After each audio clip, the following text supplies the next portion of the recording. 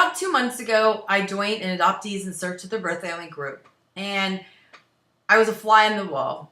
I posted something that a lady named Mary Jo, who is 50 years old and just found out a couple years ago that she was adopted, responded to via private message. And she was so kind to me. And what was great is that she told me about a friend who had recently adopted some children from China and told me to reach out to her. Luckily, this lady, Greta, didn't think I was a creeper and was very quick to respond to me and also was super kind. One thing that she shared with me in this message was really an aha moment, which led me to asking more questions and sharing more in the group. She told me that we Chinese adoptee parents have learned a great deal what not to do raising our children based on the stories older Korean adoptees have shared. It's so important to learn about experience and value our children's birth and culture. It's hard sometimes because adoptees feel that they don't fit in fully with the Caucasians, but then again aren't considered Korean enough by the Korean immigrants. And at that moment, it was like this light bulb went on. I was like, oh, so my bad experience isn't rare. This is a norm. And so I was like, okay. So I started asking more questions in the group and connecting with other people. I always thought that I was the only one who felt this way. I then thought that I was selfish because, I was the only one who felt this way. Why would I think the whole world was out to get me? And, that it was just a selfish way of thinking that it was only me. But then I realized that growing up, I wasn't around any other adoptees. My parents weren't around any other adopted parents. So what I went through, I silently suffered alone through. And they were not open. And, one of the questions I've been asking within the groups, because I'm in 5 different groups now, 4 of them are for Korean adoptees only, was asking them questions like, do your parents support you? Were they open to you learning about your heritage, learning about where you came from, trying to find your birth family? And I was shocked that tons of people responded with the same story as mine. And many have had it where their parents were abusive, controlling, guilted them, made them feel horrible. And I was like, oh my God. And it is so sad that so many people feel the same way I did, because it's a horrible feeling to live with your whole entire life. But at the same time, it's so nice to know that, I'm not the only one out there. Like I said, I felt like a freak. Like, the things that I started developing OCD tendencies at 4 years old, I remember that wasn't normal. I know that the anxiety, the depression, the problems of being able to keep a job, stay in a relationship, all the struggles I had was not normal. The other people that I was around, I didn't see the same thing happening to them.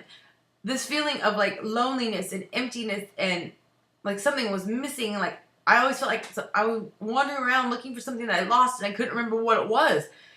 All these things affected me, and I didn't understand why. I didn't understand my place in life. I didn't understand why I was doomed. I didn't understand why I couldn't love or be loved. I didn't understand all these things. And I'm not saying 100% is clear now. I'm not saying that I'm fixed. I'm not saying I have all the answers. But since I've been part of this group and found all these other groups, it's so amazing to realize that these things about me don't make me weird. They just set me apart from the lifestyle I was living based on a certain group of people.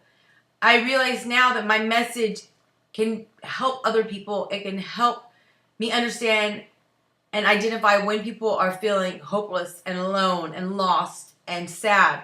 It can help me help other people who are adopting children maybe not make the same mistakes or be more understanding and more in tune to what their children are going through. So I realize now where my place is on earth, and that this story that I have is a story of strength and a story of that's going to give people help. I mean, I've tried to make this video several times and I can't stop crying. And it's just weird because I've never felt these emotions. But I want to share with you some of the things that I have found.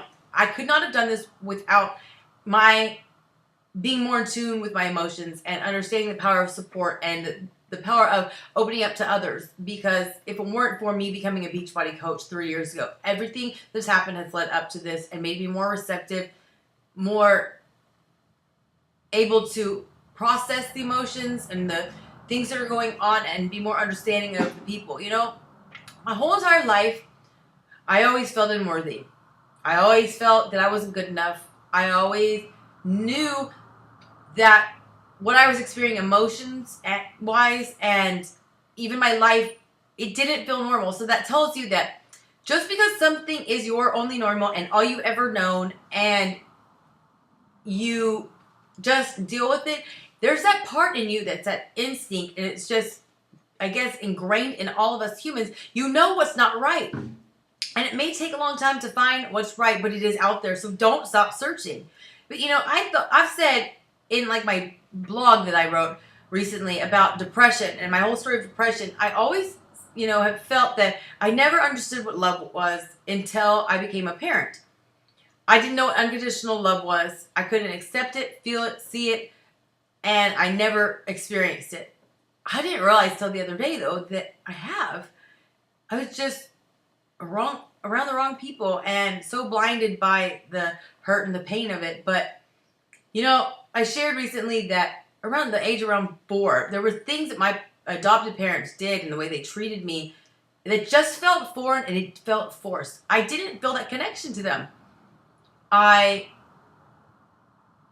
didn't like being beat. I didn't like being talked down to. It just didn't feel right. It didn't feel right. And I started to hate them. And the hate got worse and worse over the years. Luckily, I've learned to forgive.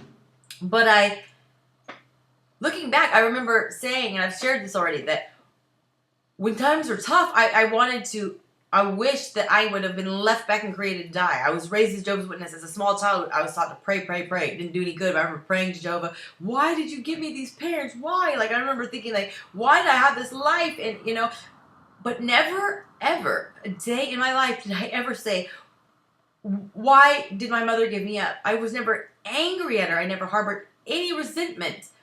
I always said, even not even knowing, I was like, well, she must have done this because she wanted what was best for me. And because, you know, it was back in the 80s and whoever my father was wouldn't admit that I was his, and to raise like a bastard child all by yourself with no support and that I was denied must have been hard on her. And, you know, when people always would ask me, do you want to find your birth mother? I said, no, I don't want to do that to her. I don't want to mess her whole world up. What if she's had a family? And what if she never told them that? And I don't want to upset her. And I realize now that those aren't excuses. That's like literally unconditional love that I didn't even meet this woman. She gave me up. And a lot of people are angry at their birth family. But she did that because she wanted a good life for me. And I can recognize that. And I don't hold that against her. I realize that that's unconditional love. I didn't ever have to talk to her. I just knew that. And I've never hated her because of it. It was just that right there is like a bond of love and how DNA and your true family works. I get that now, that how people can be so forgiving.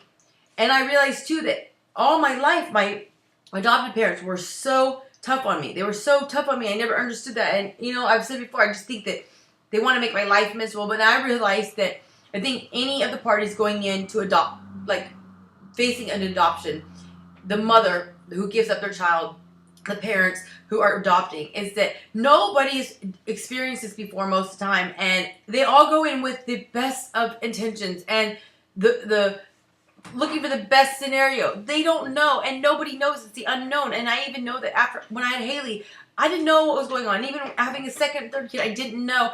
But at least with my second and third children, I felt a little more experienced and a little more prepared. But, you know, these people go in, the birth mother goes in with the most ideal scenario in her head that her baby is going to be given this life from these people who can provide it and went through all this trouble. And, you know, especially if it's one between two countries, that, you know, your child's going to go to the United States and they're going to have this way better life than in Korea. And these people who are adopting kids, they've went through heartache after heartache after heartache after heartache after heartache after heartache. And then they're like, we finally get our baby. This is going to be great. And then if anything ever comes up, they're going to be so thankful that we gave them the life and that we wanted them. And nobody knows what's going on. And, I realize now that my parents, because I've talked to people, there was a coach today who said that she has a hard time opening up about her infertility issues. And I thought, well, what's the big deal? But people judge people, and people are afraid of being judged. So I think about my parents, why they expected so much perfection out of me is that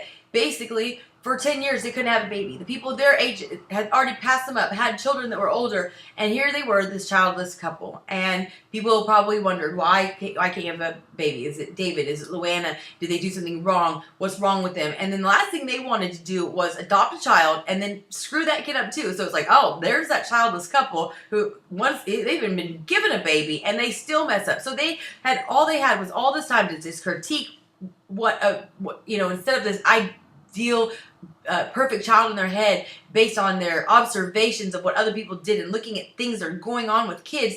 And they said, I would never do that. But they weren't forming their opinion of what a good kid is based on real life experiences. They didn't know what went on behind closed doors. I think about my dad beating the shit out of me, this 300-pound man with his hand backhanding me against the wall. My mom sitting there and watching me because I smarted off to him. I have a 15-year-old daughter now. She smarted off to me. I would never think about beating her. I would never think about telling her what my dad would say all the time. He'd grab me by the shirt one time and slam me on my daybed. And I hit my head on the back, or like on the bar of the daybed, and had a huge lump on there. And he said, and this was not the only time he said that, do you want to go to a foster home? I'm going to send you to a foster home. And you know what? I wanted to go to a foster home. I wanted out of the house. I didn't like that. And I never said yes because I knew he would beat the shit out of me more. And I just remember thinking, like, why did I have this life? But I realized that, Haley and I were talking today, but I was like, I was your age and I was already on my own completely. And she said, I would never run away. And she was like, well, if I did, I would just go to dad's. Well, I think that's the thing is that, when you have a choice, you always wonder what if. When my parents experienced me going through hormonal changes and, testing my independence and all these different things as a child, they were like, this is crap, this isn't supposed to happen. And, she's doing this because of this and this and this and this. And they got mad and thought like, oh, well, we spent all this money and all this time, went through all this heartache, and this is what we get. They never realized it was normal. And, for me, it was like, I always had the option. It was, why am I enduring this? Why couldn't I have been left in Korea? There was always that backup plan that, what if this had happened? Why couldn't I have had it easier? So I understand that. But I realized too that my parents raised me by textbook. With anything like this, it has to do with relationships and people. They can't read a little form about that. Statistics show that if you adopt a baby, this could be the outcome. And, they didn't look into it as, well, okay, this could happen. Let's go plan against it. They went in and they treated me as if I was that kid. And I saw this quote the other day, which really, really, really stuck out to me, where it said, your children will become who you are. So be who you want them to be. Well, they treated me like a kid that was going to leave, that was going to be rebellious. They were so paranoid about that they didn't know what to expect. We didn't grow up around any other families either. We didn't spend time with other families to see that some of these things that I was doing was just normal kid stuff. It wasn't because I was adopted. It didn't mean that I was tainted. It didn't mean anything. And, I've just thought that it was me all along, and it wasn't. And my whole entire life, they would tell me, you weren't raised this way. Where are you getting this from? You know better. And so I only compared myself to that. So I felt like I was a failure. I felt that I was a failure. And now I realize that my resilience, my relentlessness, my strength to carry on, my ability to just take like beatings mentally, physically, and emotionally and keep going are my greatest strengths. And I realized that the other day that like, they're right. I wasn't raised a certain way. I was raised to be a loser. I was raised to be around people who were scared and, had this wall up and were convinced that everybody was out to get them and thought negatively. So they're right. I didn't turn out the way I was raised. I was turned out the way my mom was, like my real mom. Like I realized that I've always had this ability to do things that needed to be done that most people wouldn't do because it was difficult. I have the ability to sacrifice things for the good of others, even if it means great pain for myself. So I realized that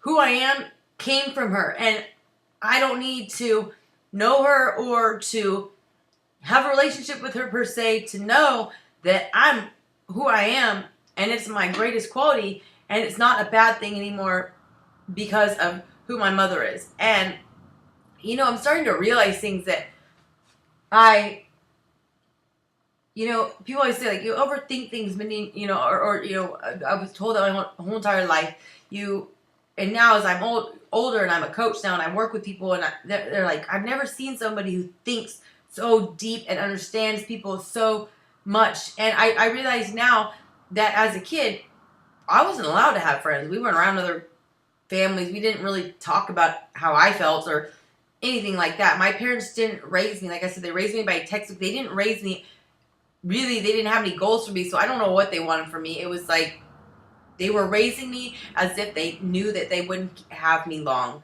It was like they were raising me by rules and disciplining me by those rules, by what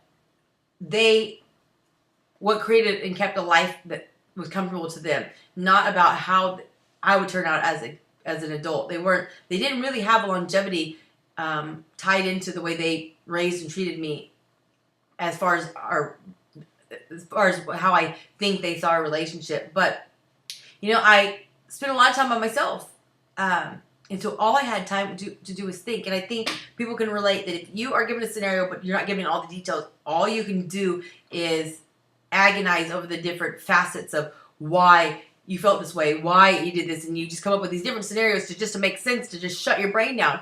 And that's the way my whole entire life was. And then when I left home at 15, I've had to really pay attention to people. And my dad was abusive and I think he was bipolar.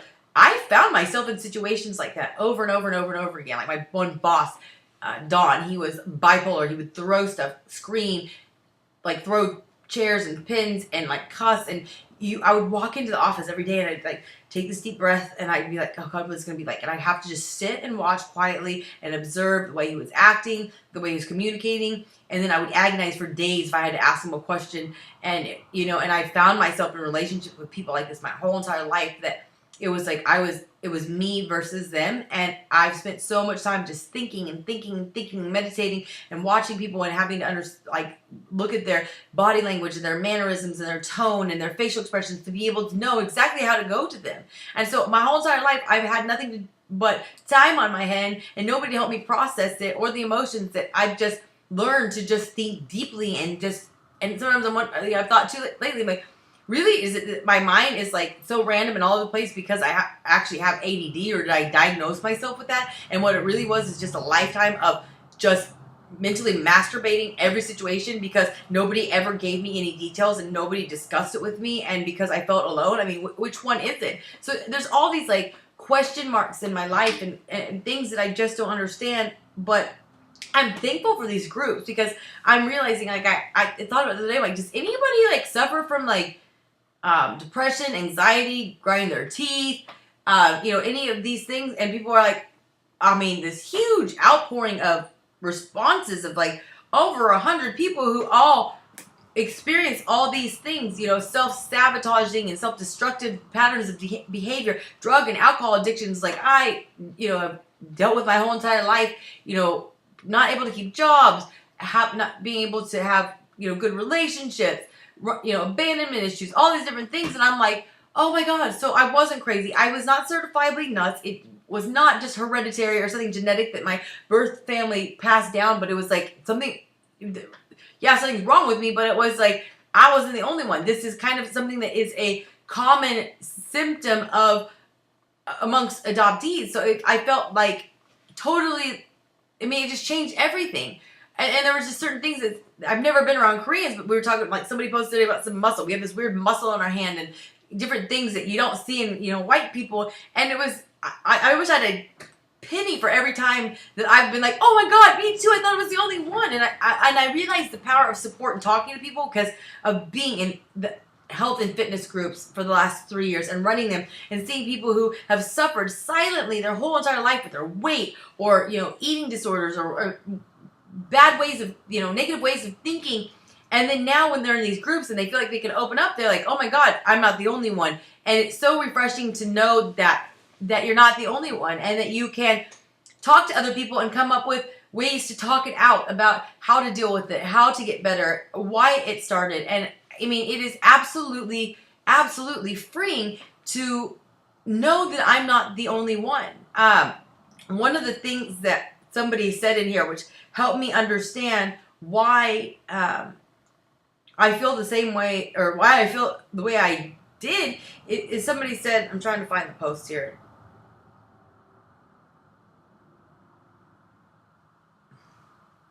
Of course, I can't find it.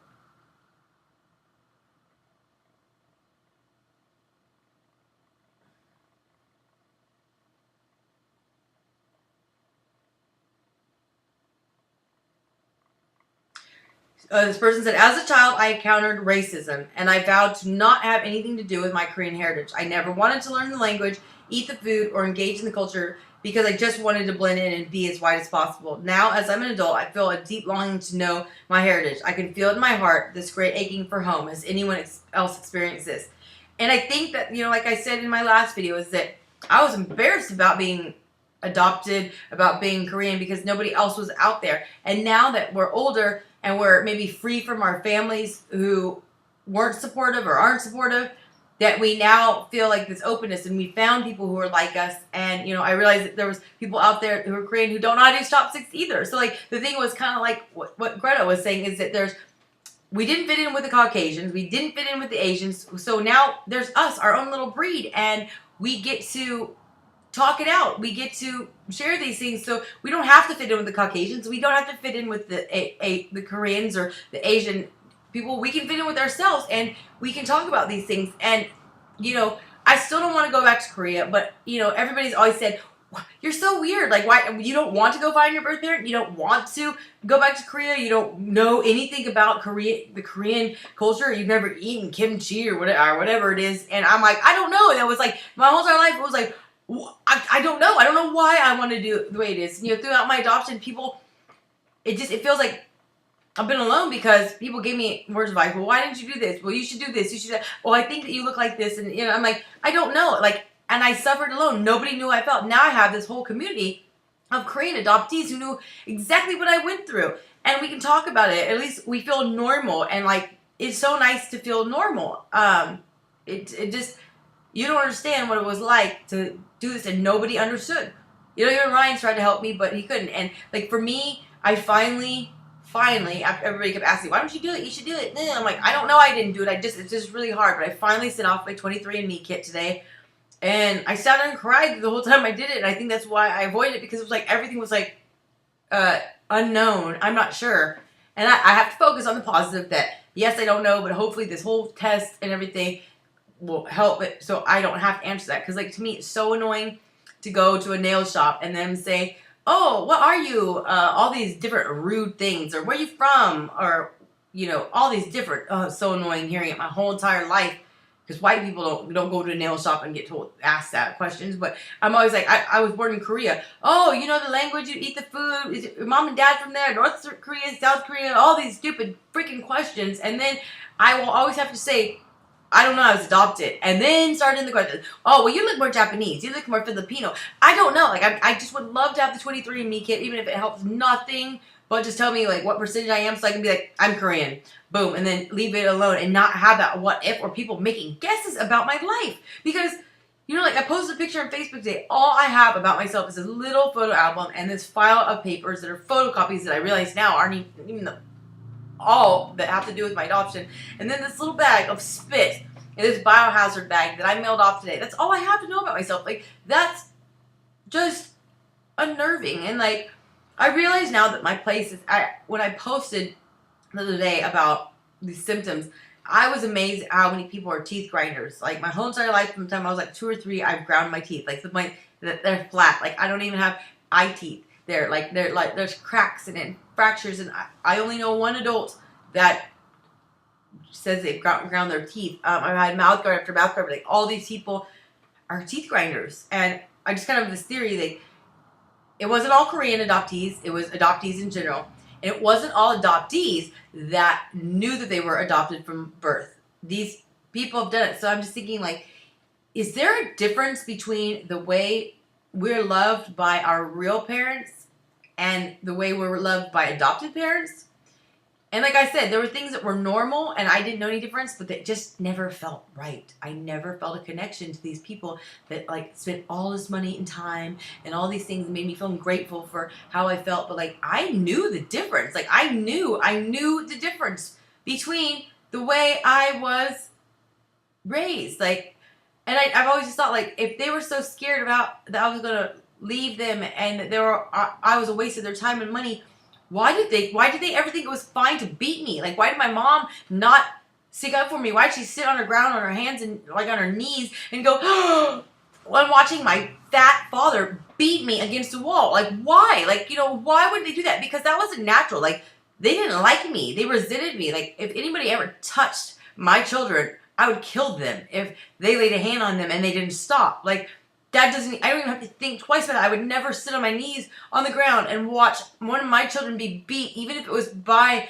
their own father, their flesh and blood. Like, I don't understand that. But, like, I've had a hard time. But I realized that when I was posting in this page, all these people, like, I'm having these realizations, like, there must be a difference that even small children can tell the difference, and it results in this teeth grinding. I'm not saying that every teeth grinder, but it must be some post-traumatic stress disorder. Then I was thinking about, like, I've been asking questions about birth and, like, my postpartum, like, that my parents said was, like, fake and they didn't even acknowledge.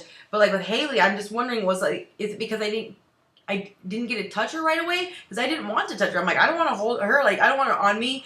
I didn't, because it just seemed so weird. I'd never had that immediate bond. And then, there was some medical issues where she was taken away from me. I didn't really get a hold of her for several hours. But I'm like, did that cause the postpartum? I've had all these questions, and I'm realizing that when there was this lady in there who said, I adopted children from, I think, China, and I want help. They were kind of like Greta, who said, we want to learn what not to do. And I was able to give her some tips on what not to do when you're raising kids. And like I told her, again, realize that this is not textbook. There isn't like a certain rule and it's guaranteed that you're going to have great kids. But like I told her, was to make sure that she doesn't ever hold back to her children they were adopted. That, you don't want to tell a kid at 12 years old or at 18 years old or the day they were getting married or graduating. But you always want to tell them, but then limit how you tell them based on their age and what they can understand. But make sure that it wasn't a secret. But the biggest thing to me is make sure you don't make a big deal about them being adopted. Like, I remember everywhere I went, like, hello, everybody, this is Luanna and David McNish. They adopted this little girl from Korea. So I was, like, always a story. That was part of my introduction. Like, when I go somewhere, people don't say, this is Mindy and her daughter, Haley. She decided to, have her baby whenever she surprisingly found out she was pregnant and all this stuff. Like, there was no introduction. Like, and I even think the same thing about stepchildren.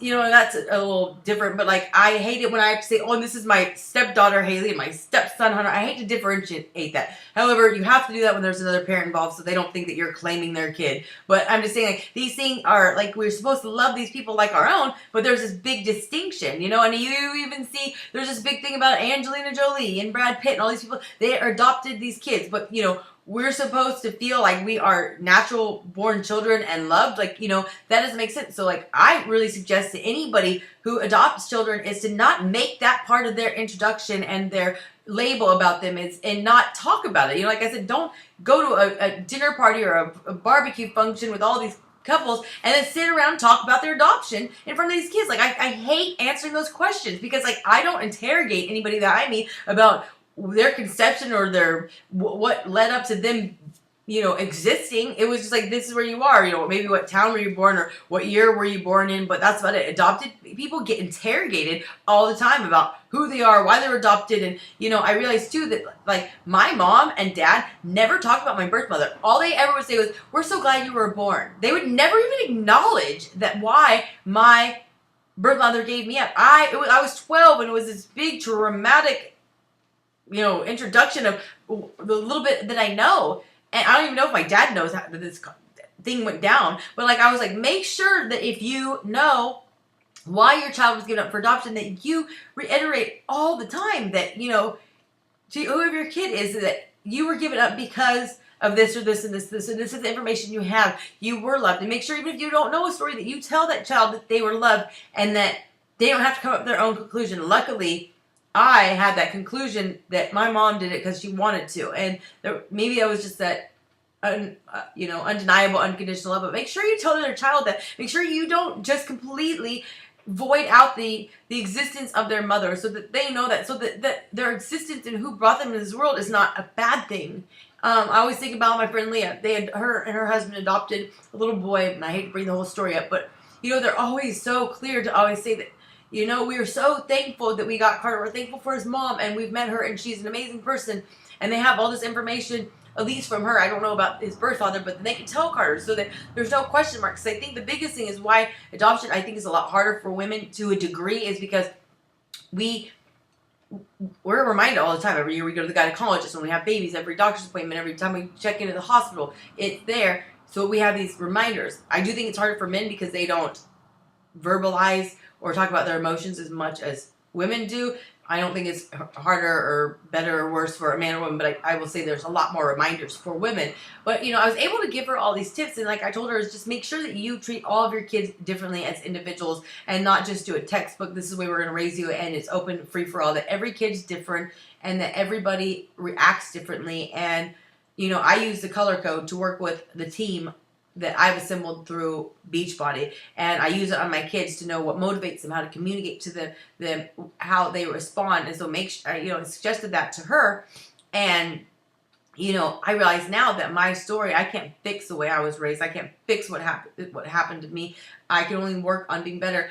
But the same thing what I'm doing with Beachbody is I am helping in the trend of obesity, that I'm helping educate people my age or older on how to live a more healthy lifestyle, and teaching them at the same time to teach their children. So hopefully there'll be less people in the future who are in their 30s and parents and having to figure things out. And I think the same thing with me being adopted is I can't change anything, but hopefully my story can help people who are looking into adoption or who have adopted children, so they understand them, and that hopefully I can find my place I found my place, I guess, but that I can be happy with the answers that I get about who I am, and find some peace, because it's been hard for the first time in 30-some-odd years dealing with this, but I know that good things will come of it, and being able to just talk about it openly in these groups have really helped tremendously. So whatever you're suffering with, anxiety, depression, weight loss, health issues, marriage issues,